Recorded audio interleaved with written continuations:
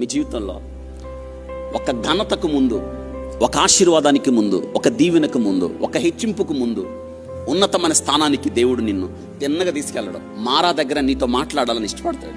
నీకు నచ్చని పరిస్థితులు, నచ్చని వ్యక్తులు, నచ్చని అనుభవాలు, ఇవే చేదైన అనుభవాల దగ్గర నిన్ను నిలబెడతాడు. నీ గుండెల్లో ఏముందో, నీ హృదయంలో ఏముందో చూస్తాడు. హృదయ పరిశోధకుడు ఆయన. మాటల ద్వారా ఎన్నడూ బాధ పెట్టకండి దేవుని. ఆయన అర్థం చేసుకోకుండా ఉండకండి, అర్థం చేసుకోండి. ఆయన ప్రభా, ఈ పరిస్థితి ద్వారా నువ్వు నాతో ఏం మాట్లాడుతున్నావు, ఈ అనుభవం ద్వారా నువ్వు నాకు ఏమి నేర్పించడానికి ఇష్టపడుతున్నావు, నేనేం నేర్చుకోవాలి చెప్పు ప్రభా, నేర్చుకుంటా, అది కష్టమైన నేర్చుకుంటా అని మీరు చెప్పగలగాలి. ఇదే మనకు మారా తర్వాత ఇంకొక అనుభవం. అక్కడికి వెళ్ళాలి. మనం మారానే చూస్తాం, దేవుని దూషిస్తాం, కానీ ఏలీమును చూడలేం. దేవుడు నీకు ఏలీమును సిద్ధపరిచాడు. అర్థమవుతుందా? ఏలీముకు నువ్వు వెళ్ళాలి, ఏలీములో సమృద్ధిని అనుభవించాలి.